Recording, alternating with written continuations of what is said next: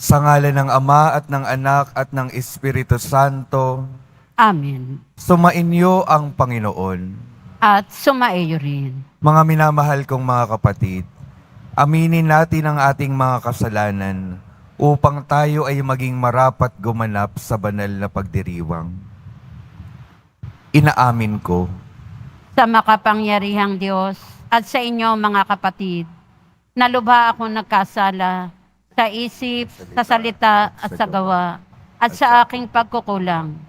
Kaya isinasamo ko sa mahal na Birheng Maria, sa lahat ng mga anghel at mga banal, at sa inyo mga kapatid, na ako'y ipanalangin sa Panginoong ating Diyos. kaawaan tayo ng makapangyarihang Diyos, patawarin tayo sa ating mga kasalanan, at patnubayan tayo sa buhay na walang hanggan. Amen. Panginoon, kaawaan mo kami. Panginoon, kaawaan mo kami. Kristo, kaawaan mo kami. Kristo, kaawaan mo kami. Panginoon, kaawaan mo kami. Panginoon, kaawaan mo kami. Manalangin tayo.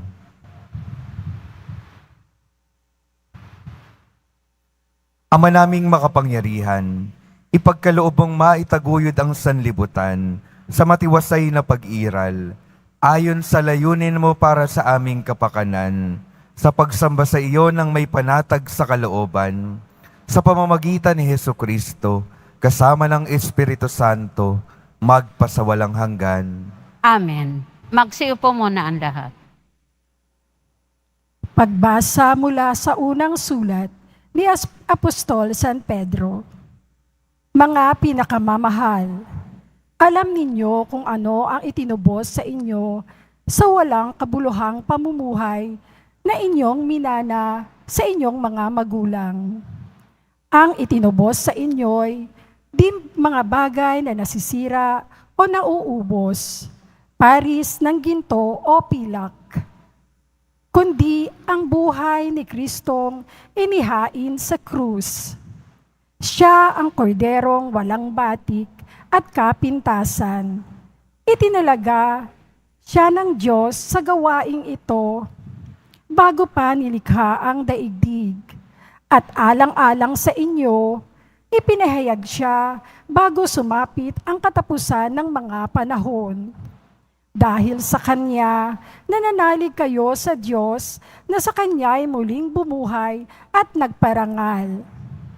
Ano pat ang inyong pananampalataya at pag-asa ay nasa Diyos.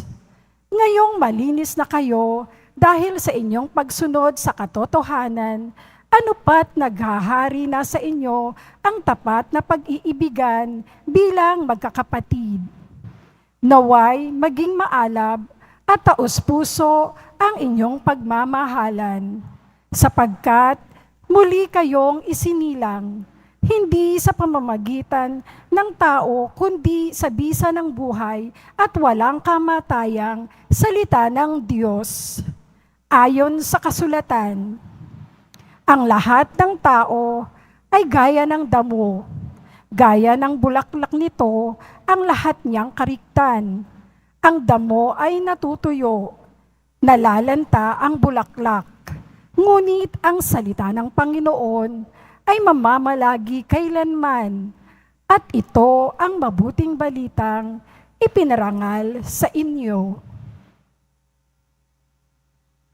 Ang salita ng Diyos. Salamat sa Diyos. Purihin mo, Jerusalem, ang Panginoong butihin. Purihin mo, Jerusalem, ang Panginoong butihin. Purihin mo, Jerusalem, purihin ang Panginoon. Purihin mo ang iyong Diyos, kayong mga taga-Siyon. Yaong mga pintuan mo ay siya ang nag-iingat. Ang lahat ng inyong lingkod ay siya ang nagbabasbas. Purihin mo, Jerusalem, ang Panginoong butihin. Ginagawang matahimik yaong mga hangganan mo.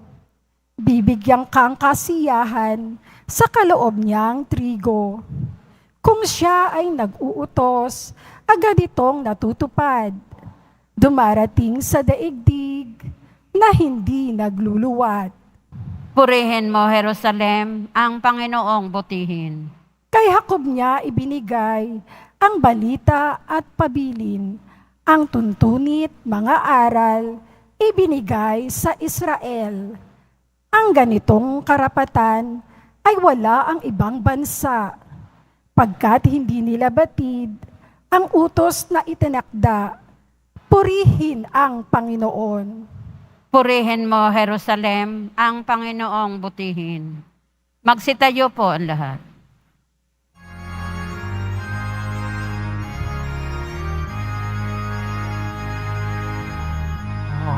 Hallelujah, hallelujah,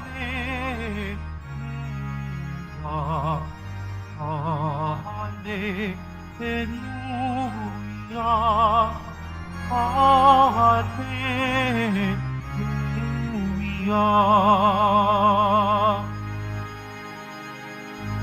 Anak ng tao'y dumating upang sarili hain, lingkod manunubos natin.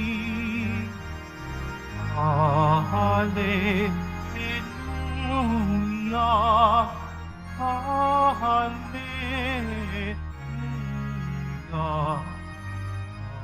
hallelujah.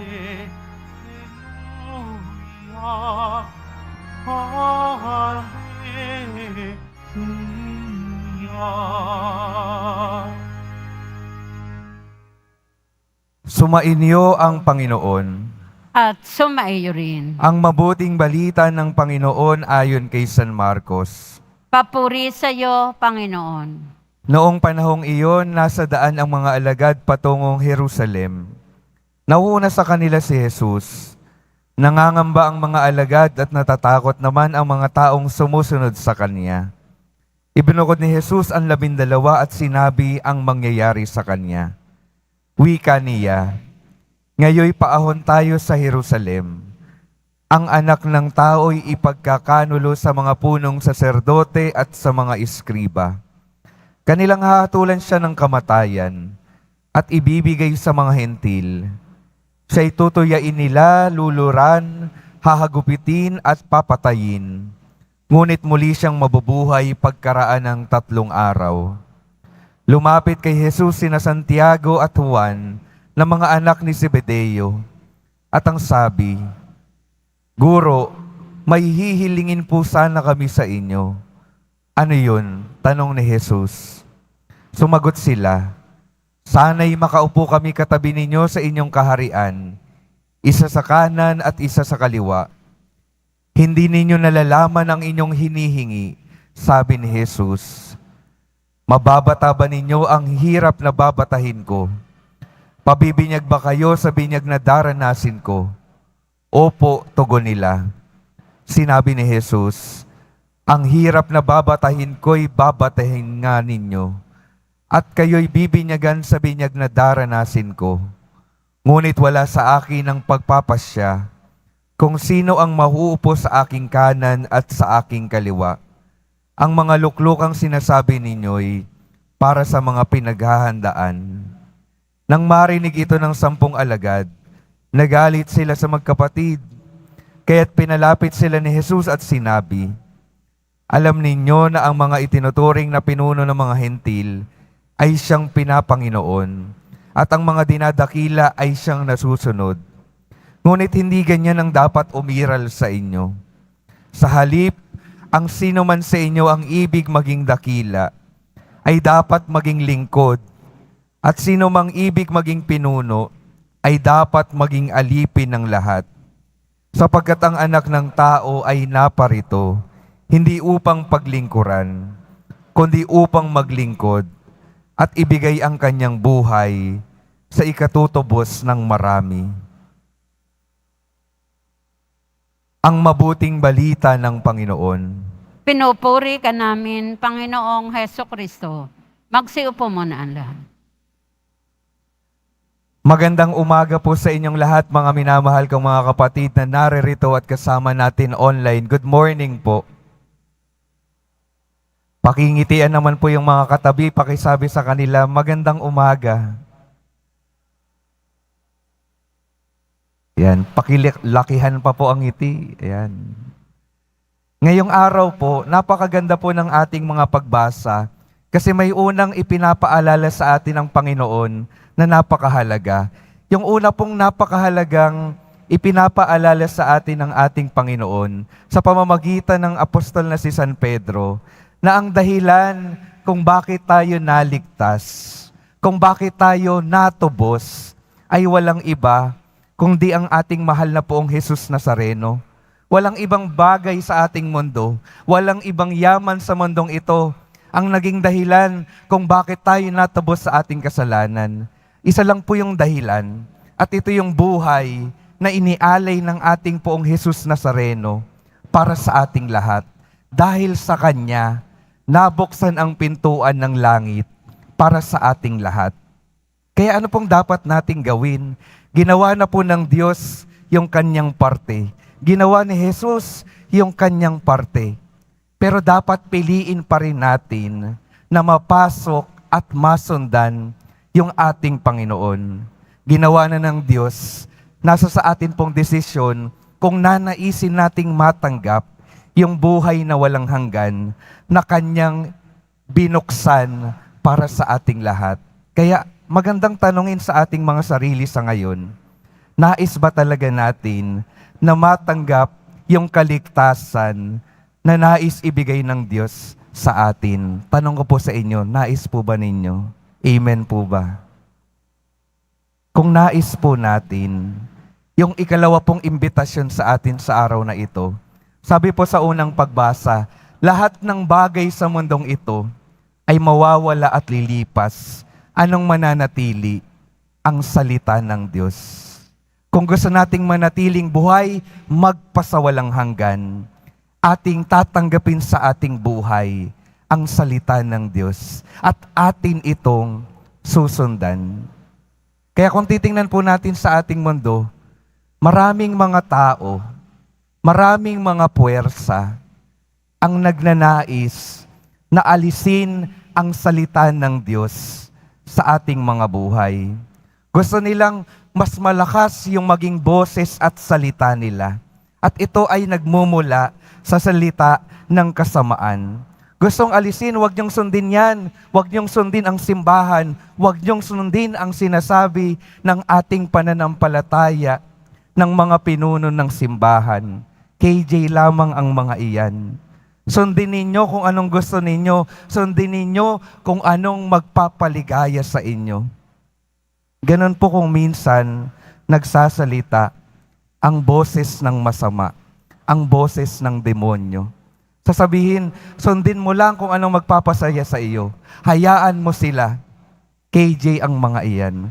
Pero mga minamahal kong mga kapatid, tandaan po natin, kung susundin lamang natin lahat ng magpapaligaya sa atin, makikita po natin na kung minsan yung mga bagay na magbibigay ng kasiyahan sa atin, hindi naman talaga magbibigay ng kaligtasan sa ating mga buhay. Kaya kailangan nating suriin yung ating mga pinapakinggan at mga sinusunod. Maaring hindi magbigay ng kaligayahan sa atin sa ngayon, pero ito yung tama. Ito yung magbibigay sa atin, magdadala sa atin sa kaligtasan. Mahirap piliin sa ngayon, pero sa kalaunan, kapag tiningnan natin ang kabuuan, ito yung tunay na magbibigay ng kaligtasan sa ating mga buhay. Kaya napakahalagang paanyaya po mga minamahal kong mga kapatid. Bago tayo tunay na maniwala, bago tayo tunay na sumunod sa mga naririnig natin sa mundong ito, kailangan napakamatingkad muna sa atin kung ang atin bang mga naririnig ay kalooban ng Diyos. Ito ba ang nais ng Diyos para sa ating mundo? Ito ba ang nais ng Diyos para sa ating mga buhay? Dahil kapag patuloy po nating pinakinggan ang boses ng mundo, at patuloy nating inalis ang boses ng Diyos sa ating buhay, masasayang po yung napakagandang tahanang inihanda ng Diyos sa kalangitan para sa ating lahat. Kaya mga minamahal kong mga kapatid, palaging tandaan, ano po yung mananatili magpakailanman? Salita ng Diyos. Kaya nawa, patuloy nawa na ang salita ng Diyos ang magbigay ng gabay sa ating buhay upang ang ating buhay manatili magpasawalang hanggan. At pinapaalala din po sa atin ng Panginoon na oo, ibinigay niya ang kanyang buhay para sa ating kaligtasan. Binibigyan niya tayo ng gabay sa pamamagitan ng salita niya para tayo ay mapabuti dito sa mundong ito.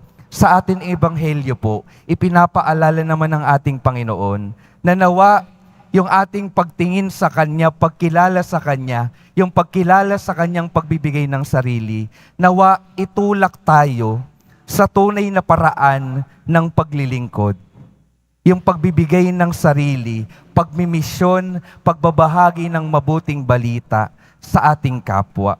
Sana yung pagmamahal ng Panginoon para sa ating lahat, ito yung magbigay ng inspirasyon para tayong lahat patuloy na magbigay ng ating sarili para sa ibang mga tao, para sa ating mga kapwa, upang lahat po tayo tunay na makaranas ng kaligtasan sa ating mga buhay. Mga minamahal kong mga kapatid, 3 mahalagang paalala po sa ating lahat. Walang ibang dahilan ng kaligtasan kundi ang ating mahal na poong Jesus Nazareno.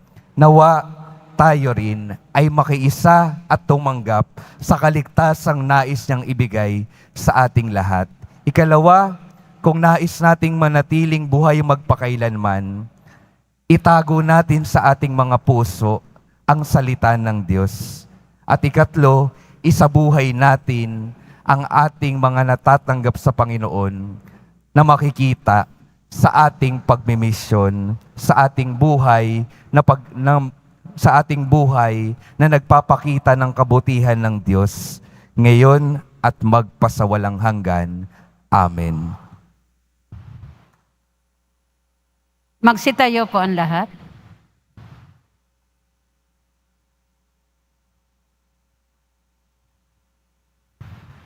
Minamahal kong mga kapatid, ipinahayag ni Kristo ang ating Panginoon ang kanyang mapagligtas na kamatayan at muling pagkabuhay.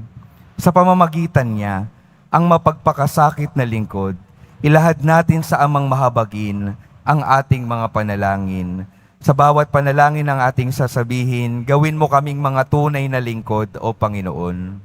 Gawin mo kaming mga tunay na lingkod, O Panginoon. Ang mga pinuno ng simbahan, naway maging tunay na mga lingkod na kumikilos na mayroong malasakit na tulad ng ipinakita ni Kristo sa kanyang mga tagasunod. Manalangin tayo sa Panginoon. Gawin mo kaming mga tunay na lingkod, O Panginoon. Ang mga pinuno ng gobyerno, naway gamitin nila ang kanilang katungkulan para sa kabutihan ng kanilang pinamamahalaan at iwasan ang away at kawalang tiwala. Manalangin tayo sa Panginoon. Gawin mo kaming mga tunay na lingkod, O Panginoon. Ating lahat nawang mapagtanto na ang tagumpay sa mata ng Diyos ay hindi nasusukat sa panununtunan ng mundo, kundi sa panggalang na ibinigay natin sa ating kapwa. Manalangin tayo. Gawin mo kaming mga tunay na lingkod, O Panginoon. Ang mga may sakit, naway kanilang maunawaan na naging isang dakilang biyaya ang paghihirap nila kapag inugnay sa paghihirap ni Kristo. Manalangin tayo sa Panginoon. Gawin mo kaming mga tunay na lingkod, O Panginoon. Sa katahimikan nating itaas sa Diyos ang ating mga personal na panalangin.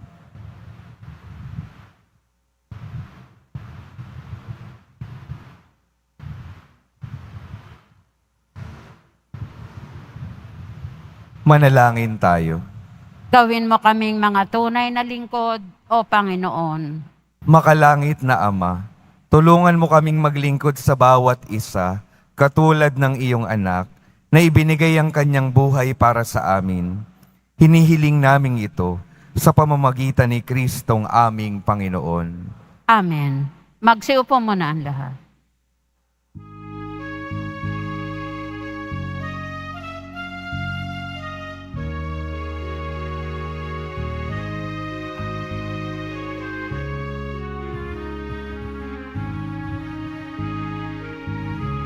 Aming alay sa'yo, Panginoon. Ang tinapay at alak na iyong kaloob upang gumitain ang iyong buhay na inihalay nang tayo'y magdiwang bilang isang sambayanan.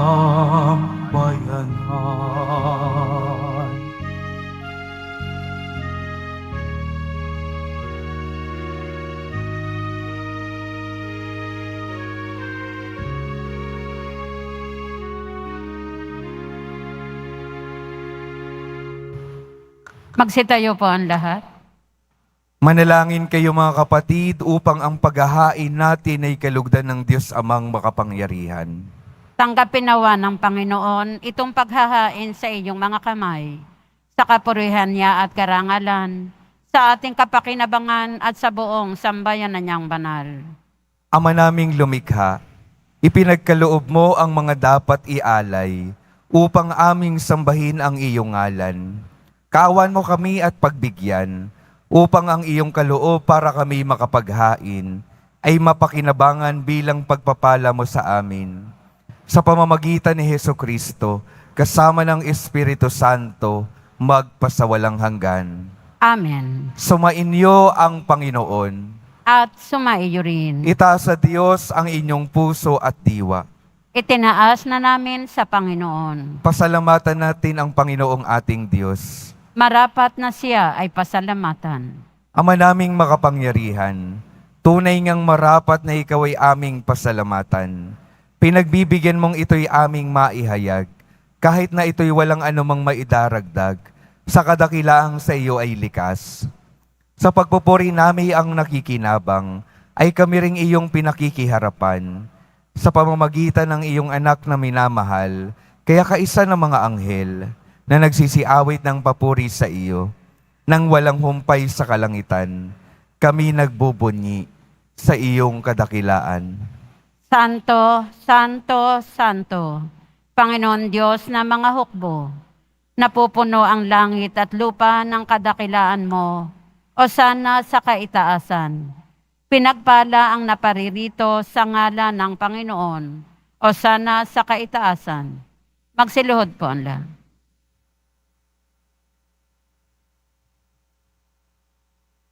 Ama naming banal, ikaw ang bukal ng tanang kabanalan. Kaya't sa pamamagitan ng iyong Espiritu, gawin mong banal ang kaloob na ito, upang para sa amin maging katawan at tugo ng aming Panginoong Hesukristo.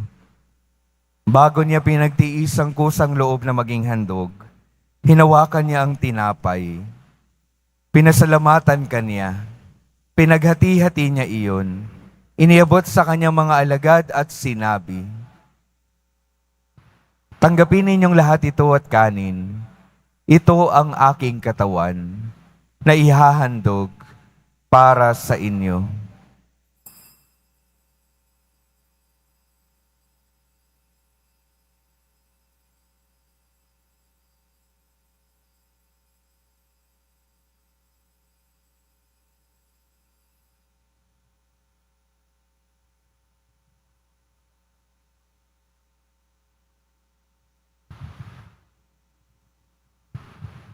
Gayon din naman nung matapos ang hapunan, hinawakan niya ang kalis, muli kanyang pinasalamatan, iniabot niya ang kalis sa kanyang mga alagad at sinabi, Tanggapin ninyong lahat ito at inumin. Ito ang kalis ng aking dugo, ng bago at walang hanggang tipan. Ang aking dugo na ibubuhos para sa inyo at para sa lahat. Sa ikapagpapatawad ng mga kasalanan, gawin ninyo ito sa pag-alala sa akin.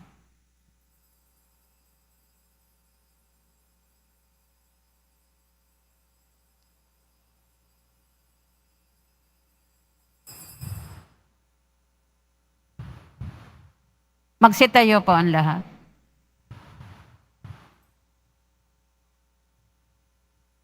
Ipagbunyi natin ang misteryo ng pananampalataya.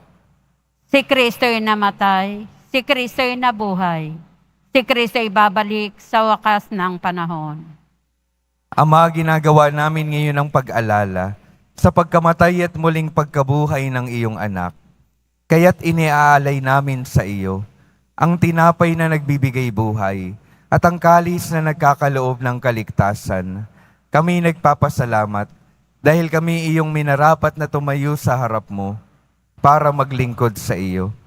Isinasama namin kaming magsasalo-salo sa katawan at dugo ni Kristo ay mabuklod sa pagkakaisa sa pamamagitan ng Espiritu Santo.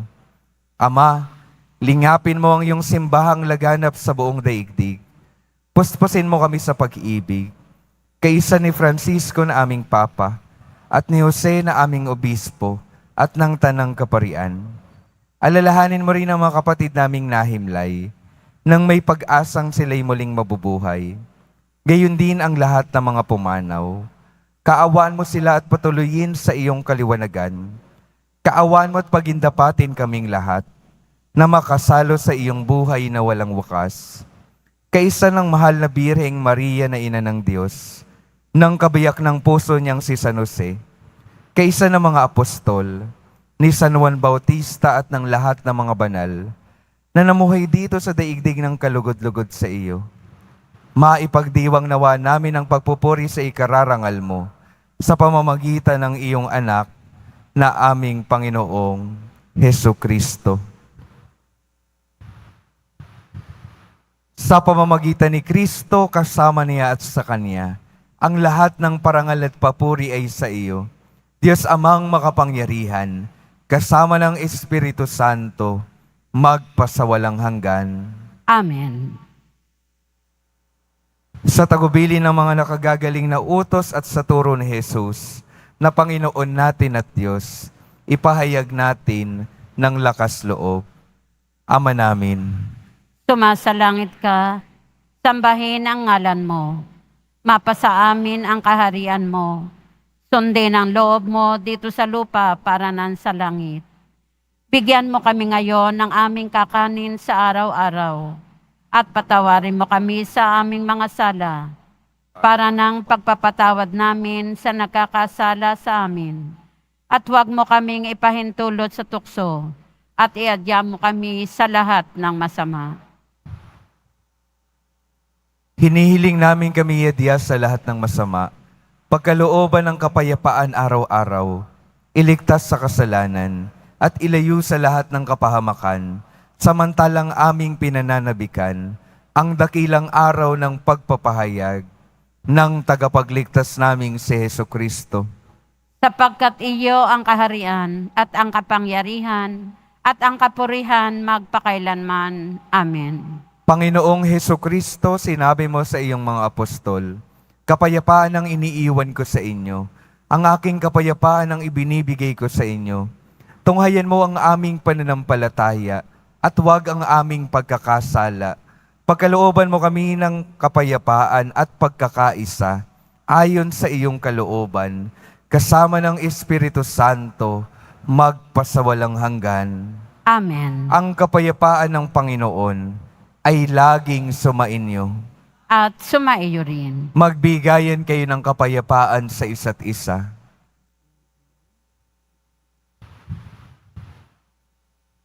Kordero ng Diyos na nag-aalis ng mga kasalanan ng sanlibutan, maawa ka sa amin.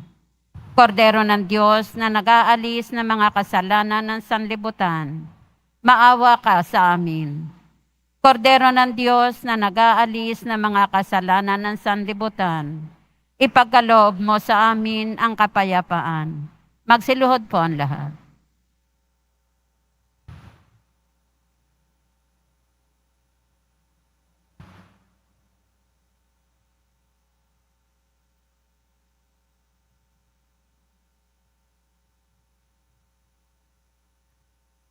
Ito ang kordero ng Diyos. Ito ang nag-aalis ng kasalanan ng sanlibutan. Mapalad ang mga inaanyayahan sa kanyang piging. Panginoon, hindi ako karapat-dapat na magpatuloy sa iyo. Ngunit sa isang salita mo lamang ay gagaling na ako.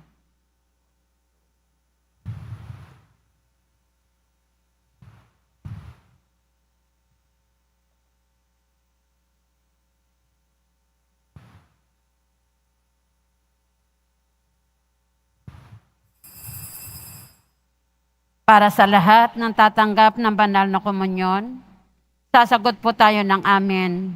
Pagkasabi ng pari o ng lay minister ng katawan ni Kristo at isubo agad sa bibig bago umalis sa harapan ng pari o lay minister. Sumunod po tayo.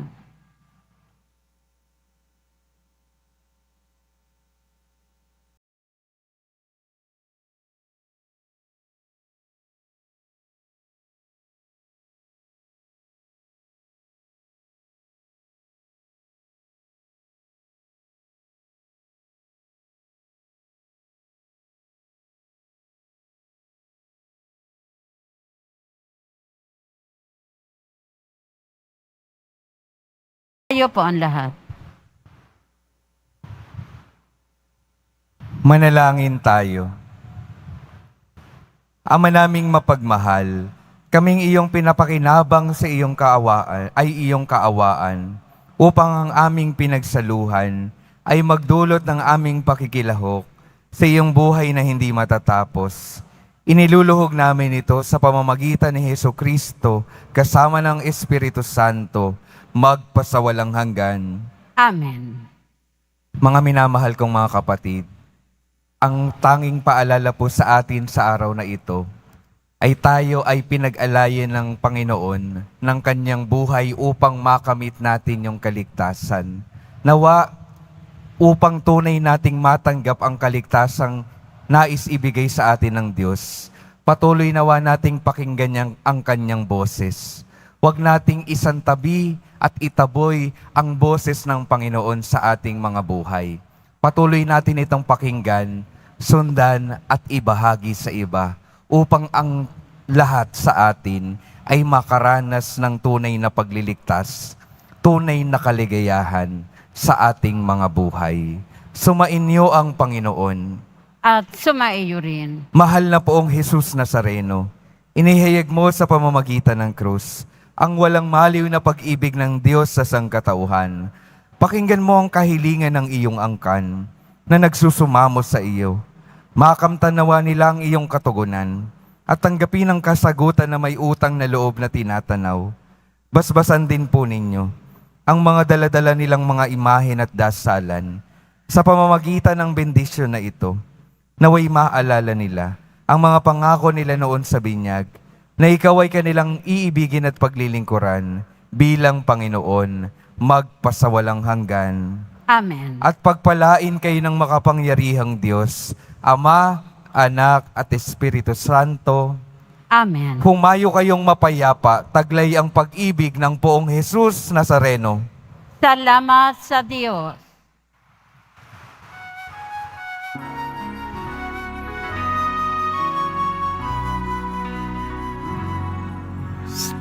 Padre Jesus Nazareno, sinasamba ka namin. Iniginto ka namin, parang namin, buhay at kaligtasan. Sa Padre Jesus Nazareno, iligtas mo kami sa kasalanan.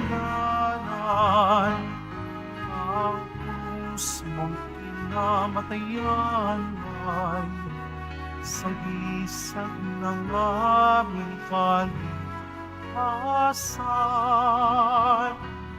Nuestro Padre Jesus Nazareno, narangal ka namin. Nuestro Padre Jesus Nazareno, narangal ka namin. Nuestro Padre Jesus Nazareno,